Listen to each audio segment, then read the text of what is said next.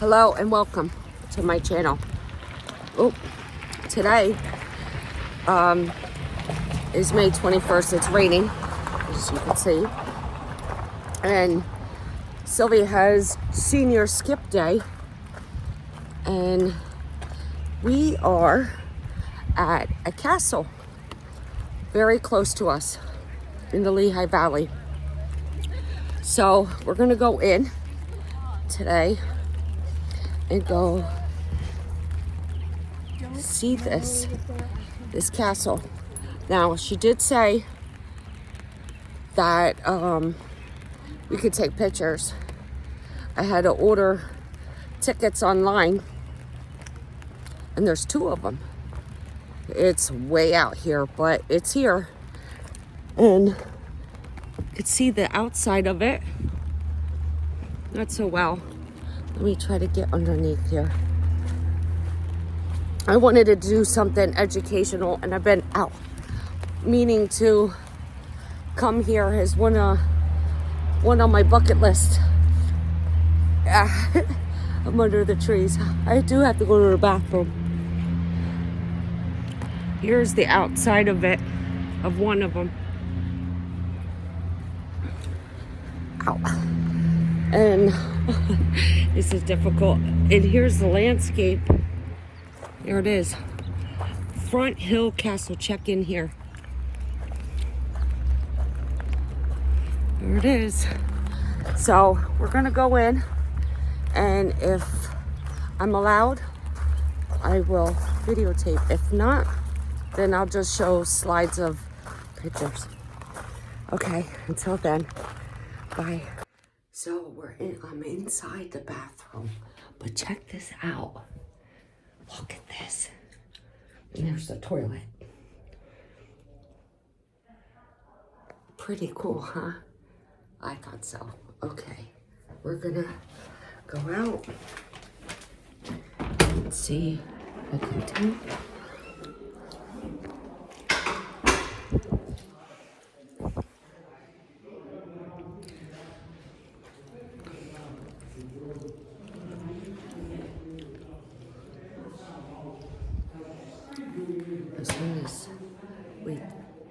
As soon as we get our tour guide, we can go and take tours.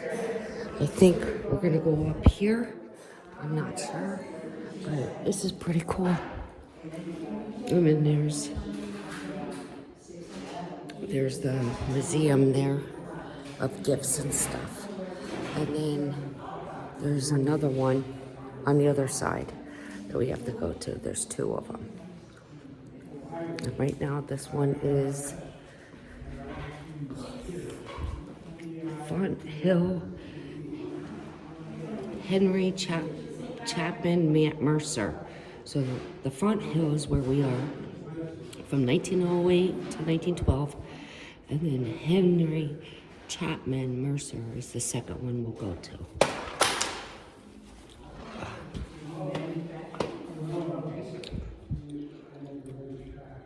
Wow.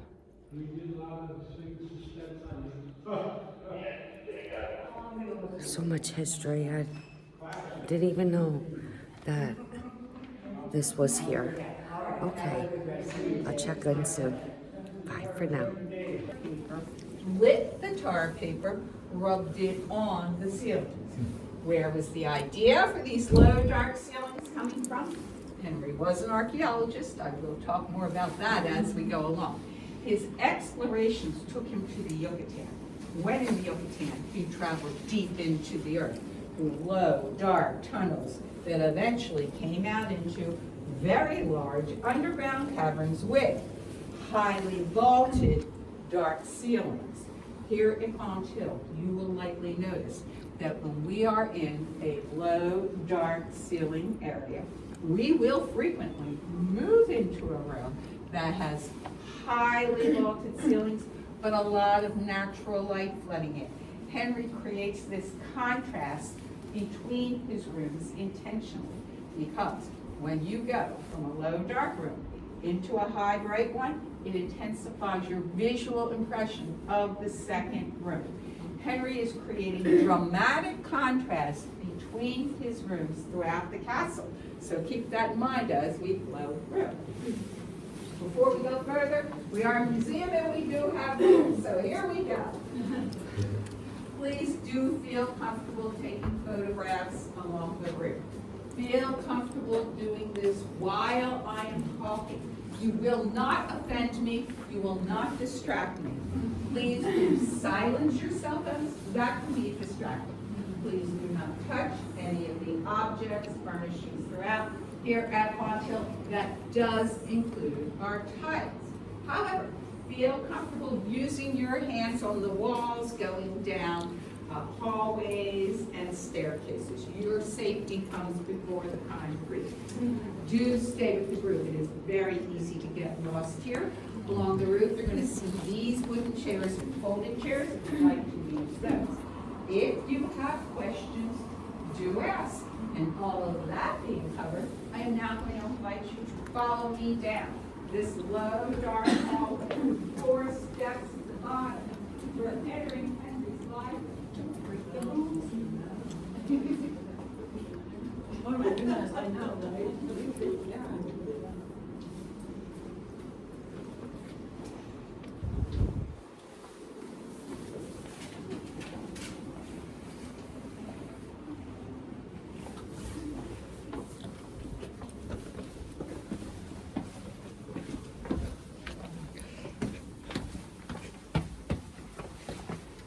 Oh, wow, it's pretty in here. Now I'm going to start you off in the library by introducing you to the life of the man who built FONTHILL, and that is Henry Chapman Mercer.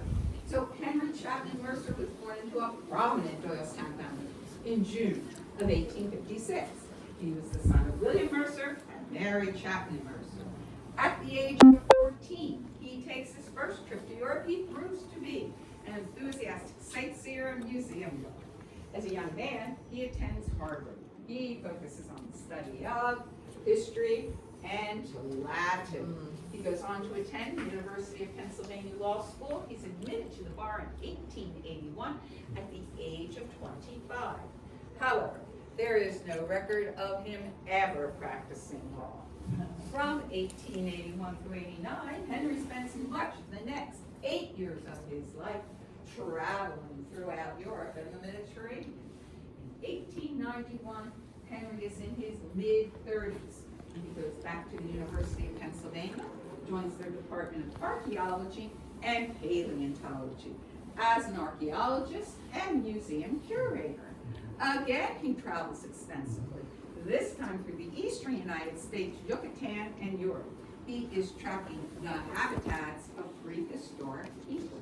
However, he leaves the field within 6 years, feeling his investigations had failed. Shortly after leaving his archaeology position, Henry begins one of the major ongoing endeavors of his life, and that is the collection of 18th and 19th century American tools. These handcrafted tools were being discarded en masse by our society due to the Industrial Revolution.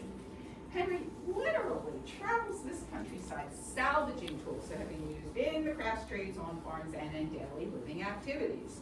Over his lifetime, he amasses a collection of approximately 30,000 tool artifacts. Now, during the course of his tool collecting endeavors, Henry confers with a local potter. He becomes interested in that craft. He finds that our local clay is well suited to the crafting of ornamental tile. He decides to plunge into a new career. He establishes the Moravian Pottery Tile Works. 1898 locates his first pottery on his family's estate, Albany. He is now in his 40s. Almost immediately, this business becomes a solid success. Mercer tiles are being sold in every state in this union as well as countries abroad. Henry becomes famous for his arts and crafts style tiles.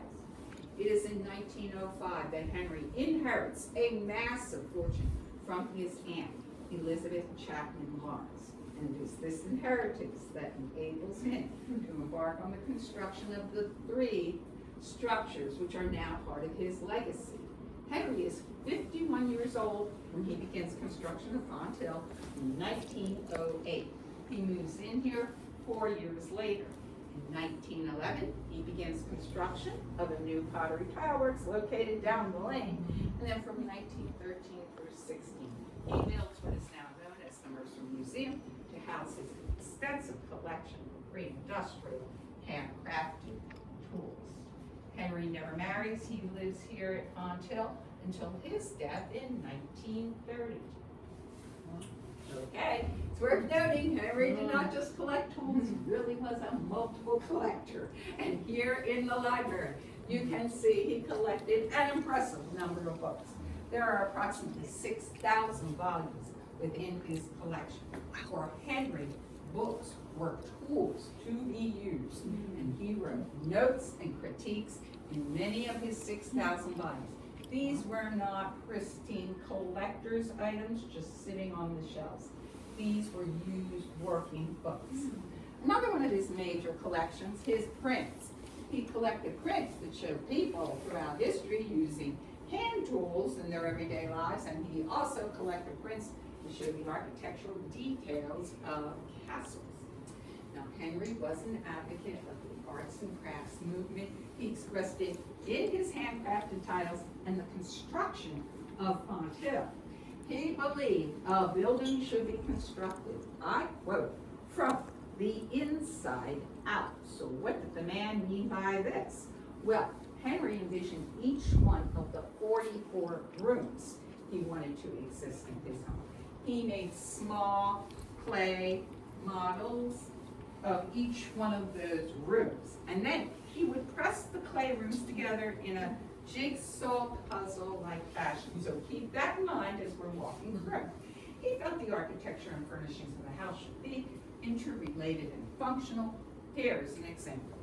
If you follow the back line of this sofa, right at this point, you can see it was cut to accommodate the architecture of the wall behind it. In other areas, it's the architecture that gives way to the furnishings. Above, the electrical wiring and light bulbs Henry had installed throughout. He did not shun modern conveniences. In fact, he embraced them, and I will talk more about that as we go along. But right now, to this fireplace. These are handcrafted tiles designed by Henry depicting the European version of their arrival in the Americas. Some is lore, some a bit more factual, left to right. Columbus's departure, Sea of Darkness, Tree Dwellers, Columbus Landing, Fountain of Youth, Montezuma, Pilgrim's Landing. That description above, plus ultra, translates as more beyond.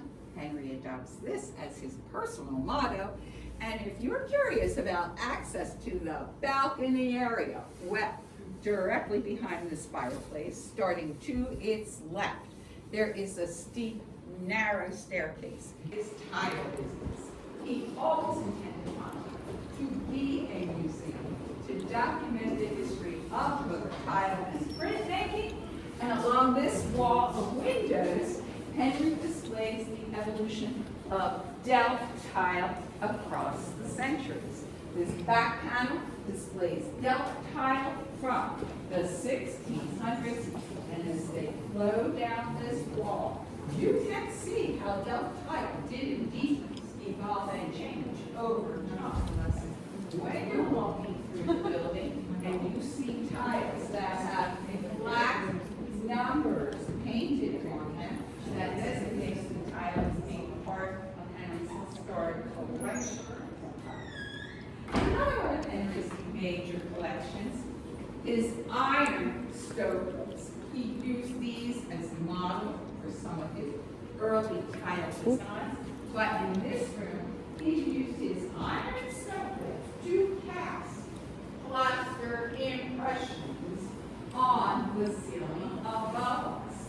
So I'm always let you know that that's plaster over our heads and not iron stove base, just in case you never. We'll survive the plaster, not the iron. Now, prominently displayed on this column,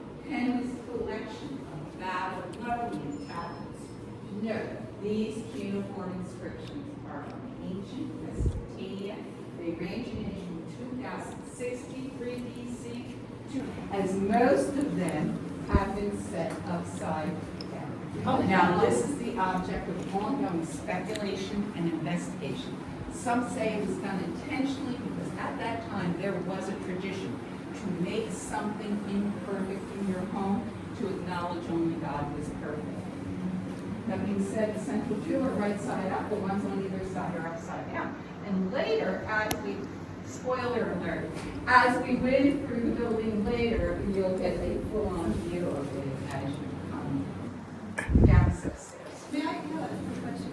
I'm just wondering about the coloring of all the tile cabinets. Has anything ever been retouched with its original color?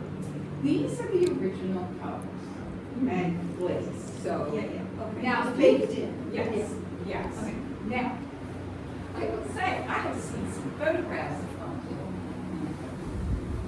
Vivid color, but I think photographs have it is right. 2, it is easily molded into interesting shapes.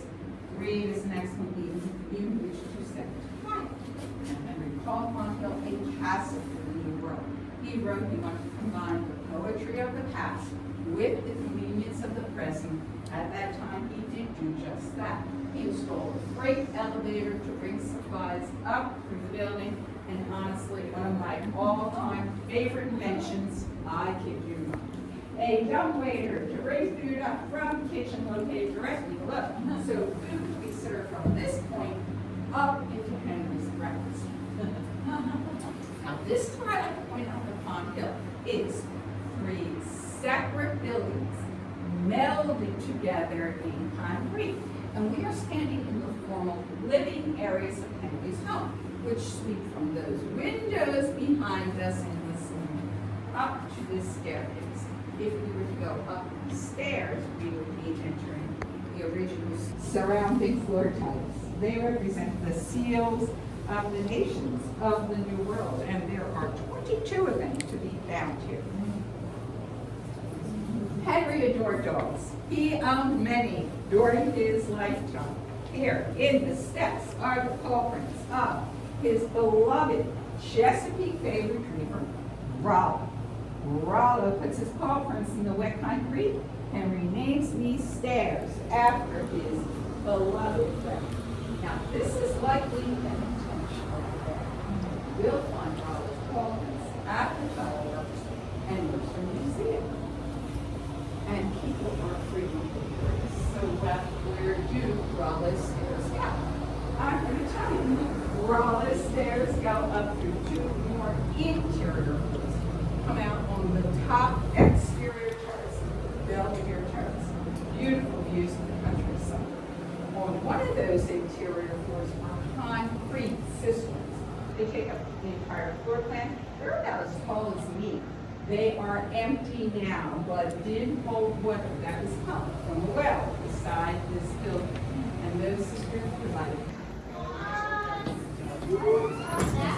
Oh, were we just here? Nope, we were above it. It's easy.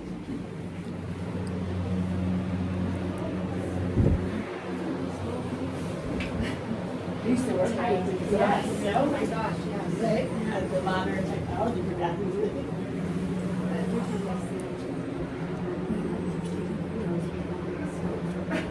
Oh, right.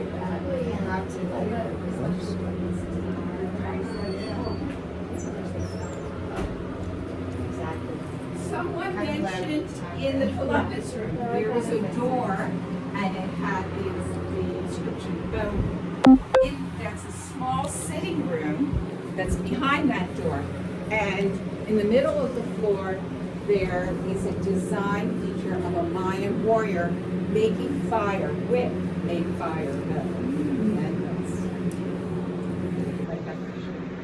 So, you are standing in what originally functioned as a food warming kitchen. It became Henry's bedroom in the last years of his life. He suffers from nephritis, a debilitating kidney disease, which causes increasing sensitivity to light. This room could be made much darker than his original bedroom, which we we'll be going through. Above, mosaics representing Native American life as it existed here in Pennsylvania. That means I will not control. This is the room that Henry died in of nephritis, myocarditis, March 9, 1930. He was 73 years old. That this started as a food warming kitchen will make more sense when I point out Henry enjoyed having his meals and entertaining out on this terrace when the weather permitted. We are going down these. There's a diverse collection of objects in this room. I always start with the Union skull up on the mantle. This was given to Henry during his days at Harvard. It was a tradition at that time, meant to remind one of their mortality. That is, use your days on this earth well. Above, Henry displays ancient pottery, big bundles up there behind standard issue goose wire, and I'm going to start you to the left. This is two-tone Nubian ware. It dates from approximately 2000 to 3000 BC. To the corner, this painted pot comes from the southwest cliff dweller regions of the United States. This dates from approximately 1000 to 2000 BC. There's a Now I'm going to take you all the way thing to the hanging. right. These pot shards come from the Swiss Lake regions of Europe, and they date from approximately 5000 to 10,000 BC. I do like to introduce people to Henry's lost land because he brought this back with him from his travels to Egypt. Henry traveled to Egypt in the 1880s. What an adventure that must have been. Now you can see the handwork that creates the filigree on basically every portion of the lamp. The way they work is glass pots are dropped into each This one of comes this the way. cylinders. They are filled with oil. Where that oil is lit, these designs can continually in all directions around the room, making for a beautiful display. Okay. We are going to be walking through the back. It is where Henry kept all the maps from his lifetime of travel in the doors to the right. No, hey Google. No, paper with squiggly lines. But take time as you walk through to enjoy this display of tile in the window. You're going to take us to the wooden door, down 6 steps, into a guest room, stop there, wait for me.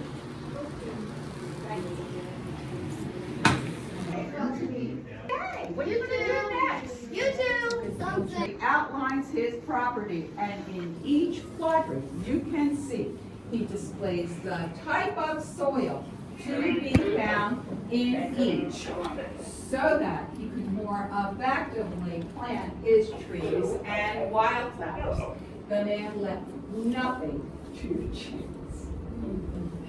And that concludes your tour of FONTHILL. I want to thank each of you for coming. Consider coming again. Every tour guide kind of takes it in their own direction. But whatever you do with the rest of the day, enjoy it. Hey, it's a Thursday. You got out to play. I don't think life gets a whole lot better than. So, I didn't say much. I just let the lady speak. But here's the outer. That's what I was in. And this one is part of it. This is where they, servants and the people worked here. So, we bought some souvenirs as soon as Sylvia comes out. Now, the other one is, this is FONTHILL Castle. Ugh. And this is beautiful on 40 acres of land. It's just gorgeous. I tried to get everything. There's 10 bathrooms, 10 bedrooms, 44 rooms in all.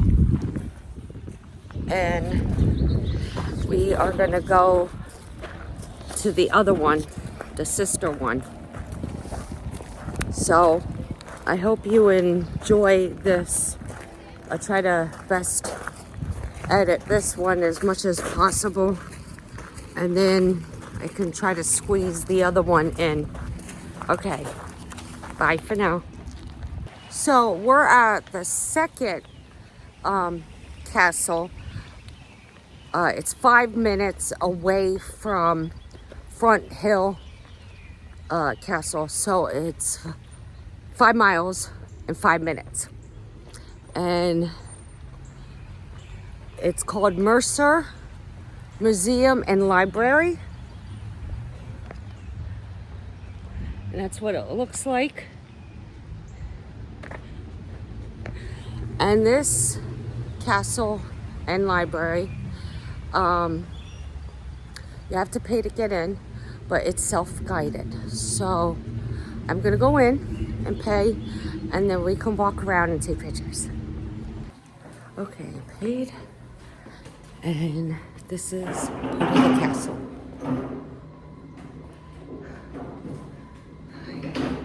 Mercer Mile. Hi.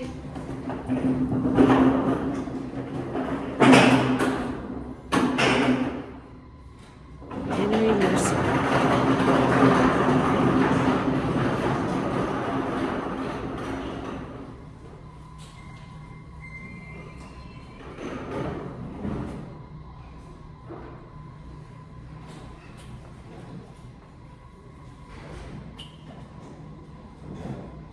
Castle is this way.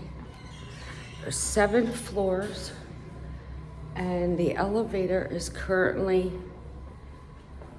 not working, so I have to use the steps.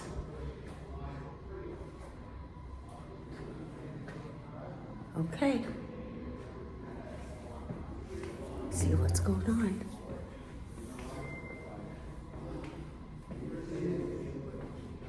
Self-guided castle. Okay. Now look at this. This is huge.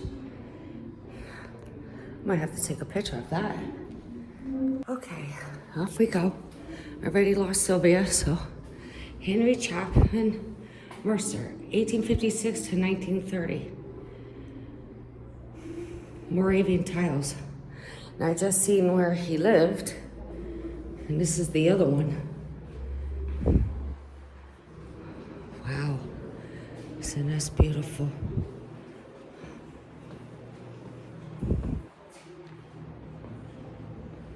Oh, wow.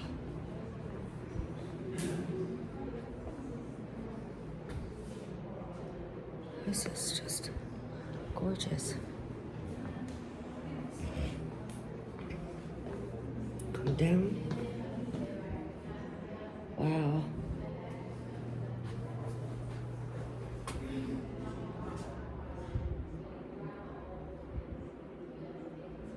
This is beautiful.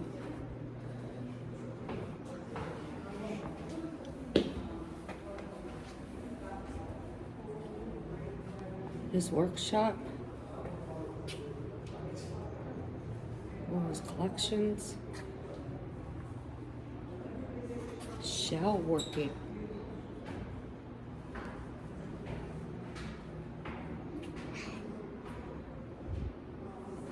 Sawmill Drive.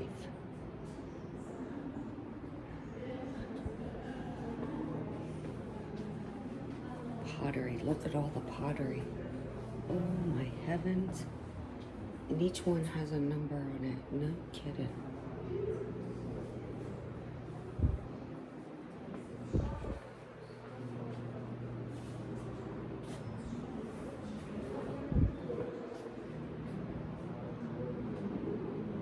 Oh my goodness. Look at all that up there. Oh my goodness. This is beautiful. Let's see this first over here. There's just so much to see. Fruit press.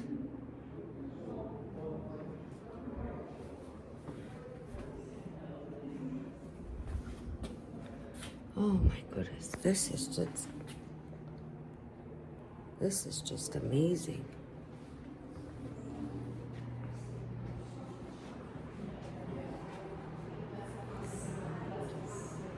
There's just so much to see.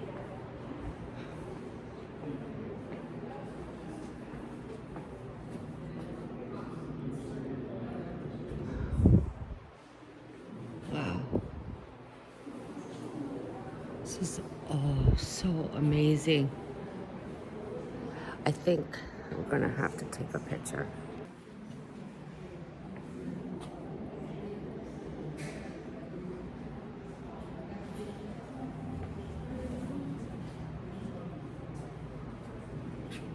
This is just unbelievable. General store.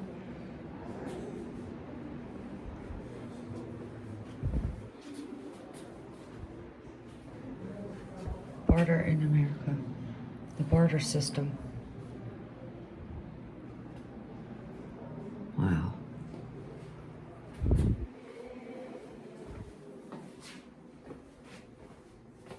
Jeez. This is the general store.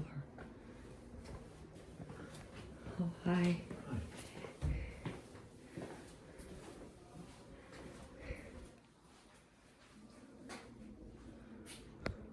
This is pretty cool.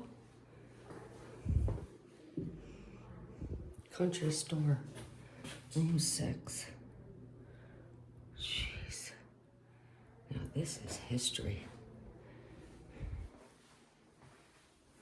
Socks.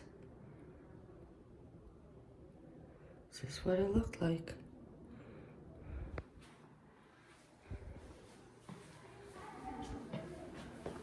This is so cool. Okay. Guess I'll go upstairs. I don't know where Sylvia went to. Elk Gallery. Wow. Files and file making.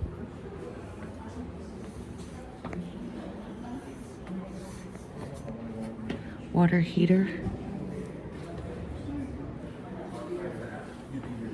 Oh, this is so nice. Look at the view. Carriages.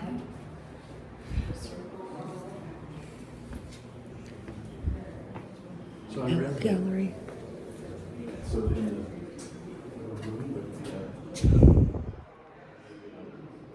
Computer.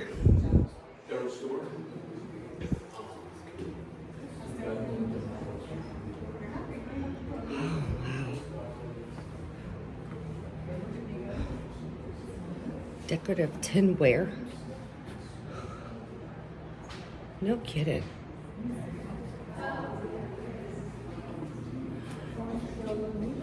Tinsmithing.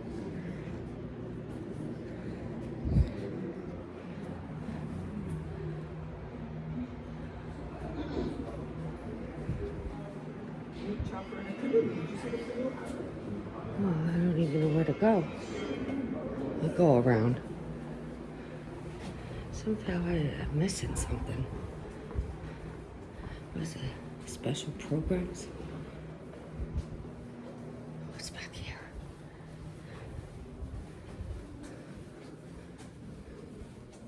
It's a bathroom. Man, this place is huge. Okay, at least I know. Oh, this place is just amazing. I didn't even know this was here at all. The stuff you learn as you get older. Oh wow. Looks better yet. Yeah.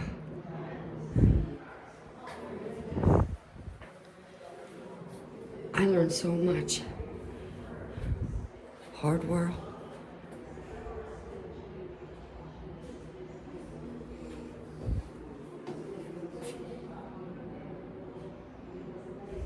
Wow.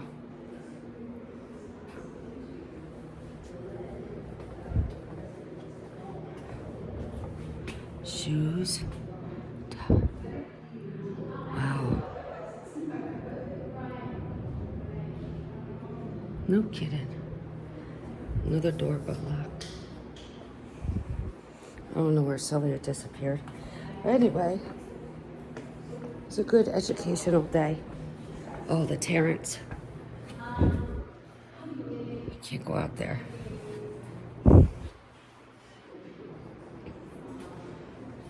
Guns. This is beautiful.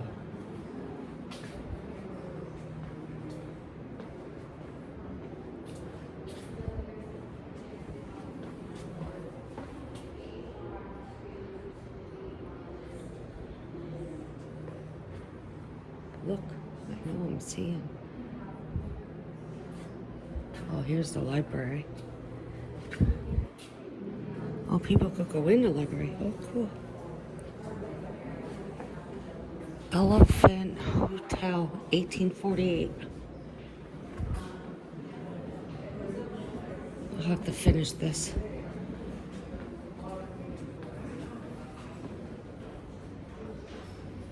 Oh, that's where I came up, I guess. Green tree.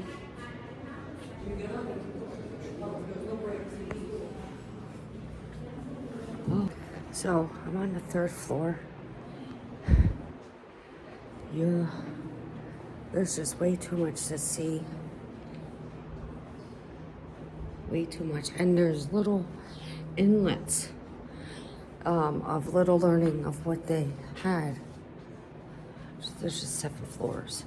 So it's best for you to come out here and see this in a real life castle. Surveying and navigation.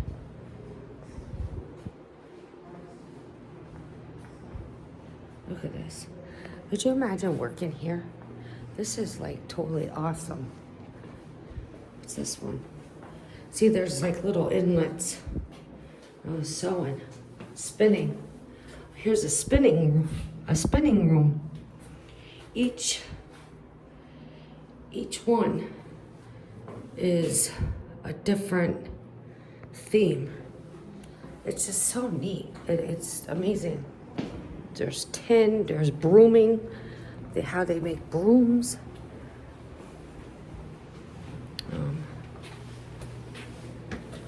There's more of this. Wheel writing, making the wheels. The wheels that I love. I have 2 of them on my property. So this is how they made them. This is so cool. Okay. Oh, look at that. Guns. And swords. Gunsmith MP.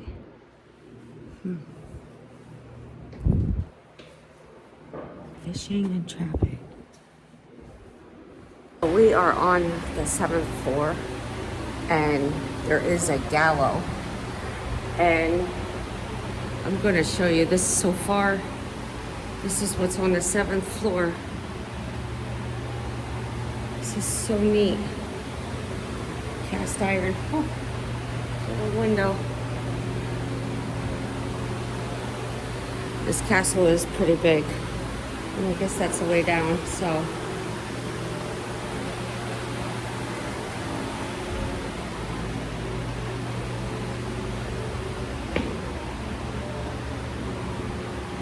Pretty tall.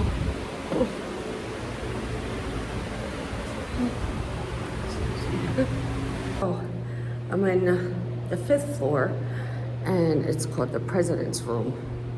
And this is where he would probably hang out. And these were in the house of the Front Hill Castle. What that looks like is so neat. And then come across. Oh, these are the slabs to make the tile. Look at the tile. Isn't this beautiful?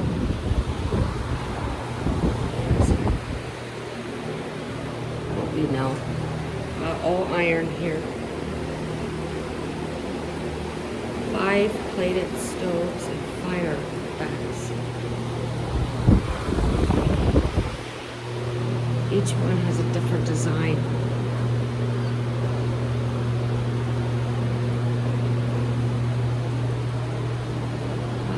second part of this castle. It's called the Dawn Gang Outlaws of the Revolutionary. That's what it is. And it's everything that has the Revolutionary War and the outlaws of the war in here. So I'm gonna browse through this and learn this. This is cool stuff. It is really neat. So you guys gotta come out here. It's $20 to get in here for an adult and $15 for a kid under 17. So there's just too much. So I'm gonna go through this and look at everything. I'll take some pictures along the way so I can describe it. I mean, if you know anything about the Revolutionary War, then that also helps. 1775, look at that clock. It's just overwhelming. It's too much. Raid on the Bucks County Treasury in Newton, October 22nd, 1781.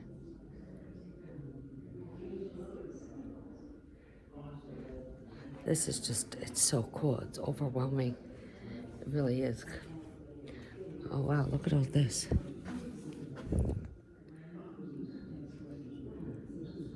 This is so neat.